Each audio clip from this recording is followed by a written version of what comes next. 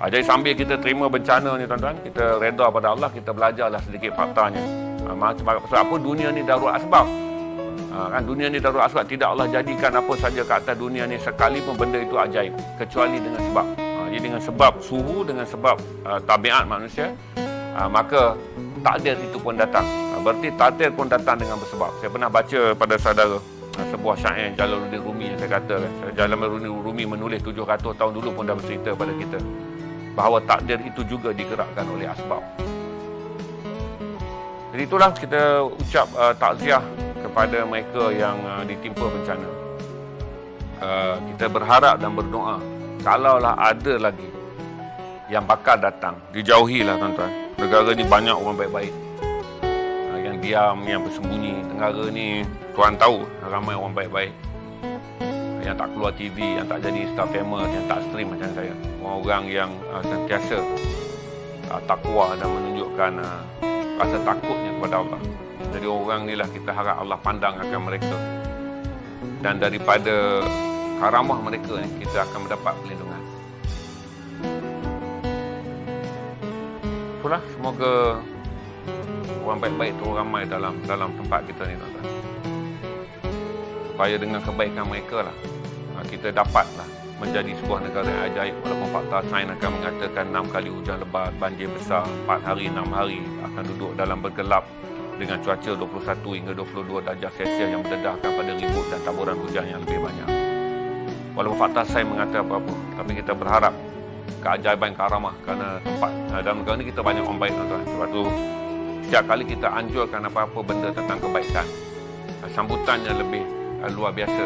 Walaupun kita selalu menggambarkan keburukan negara kita ni dengan mengukurnya dengan kelas malam, kita selalu tengok media melapor tentang itu, tentang benda-benda jahat, hingga kita percaya bahawa negara ini dipenuhi dengan maksiat. Tapi dah tentulah tuan-tuan, orang yang beramal baik dan berlaku baik, orang yang mempunyai hati yang mulia, orang yang memberikan kehidupannya kepada Allah SWT, dia tak cari populariti. Tapi saya percaya daripada dulu, dengan melihat setiap kali kita menganjurkan kebaikan, kebaikan tak pernah mati di atas negara kita.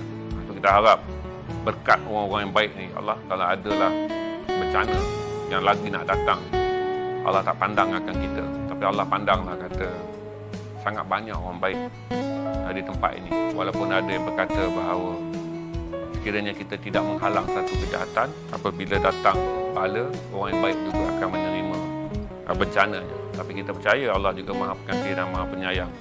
Apabila ada di kalangan kamu yang mengingati aku, maka aku ingatkan kamu. Supaya diingatnya akan kamu itu kerana kamu yang seorang itu selamatkan kita semua.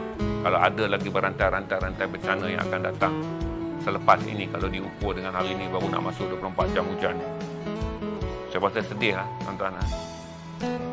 Saya tak pasti gambar tu datang daripada mana, tapi saya rasa gambar tu gambar Malaysia hari ini. Kisah seorang kanak-kanak yang dicari oleh kakak dia, hilang daripada supermarket. Jadi kakak dia keluar. Rupanya kanak-kanak tu sedang memberi wang kepada seorang kanak-kanak yang tidur di jalanan. Dia bagi duit kepada kanak-kanak sebaya dengan dia. Dan kanak-kanak tu kelihatan letih dan tidak makan, terbaring. Jadi kanak-kanak tu menggosok-gosokkan kepala dengan menandakan betapa kesian. Sebab kita tengok gambar kanak-kanak tu sangat fancy dengan topi, dengan pakai full dress lah yang kaya, dengan seorang kanak-kanak yang pakai singlet dan sedang pakai t-shirt dan berbaring kelaparan. Saya rasa itu adalah foto daripada Malaysia. Saudara boleh tengok foto tu. Foto with 1,000 word, walaupun captionnya sangat sedikit. Cerita kakak dia terkejut sebab adik dia hilang dalam kedai. Bila dia keluar je, dia tengok gambar adik dia sedang bagi duit dan menggosok-gosok kepala seorang rakan sebaya dia menjadi gelandangan. Lebih banyak kebaikan tuan-tuan, itulah tinggal kita doa dan kena buat baik. Ini menjadikan kita berharap kalau masih adalah bencana yang akan datang menyusul selepas ini, Allah jauhkan bencana tersebut. Kita berharap pada satu kali akan berlaku keajaiban dengan rahmat Allah ni. Dia lebih tinggi daripada fakta sains. Tapi kita harap ada benda lain yang kemudiannya akan mengubah fakta sains tersebut. Itu adalah saya share dengan berapa ribu kita ada kan? 1.3 saya share dengan saudara. Sebab itulah saya kata beritahu pada saudara, kalau tak ada berguru dengan orang dewasa, banyak sangat orang dewasa tak dapat mengajar kita kebaikan, tengoklah foto ini. Saya tak pasti foto tu di mana, dari mana. Saya syak tengok building dia apa semua, saya kata itu foto Malaysia. Tentang seorang kanak-kanak yang lari meninggalkan kakak dia sebab nak bagi duit pada seorang budak sebaya dia yang menjadi gelandangan dan terbaring di jalanan kerana kelaparan.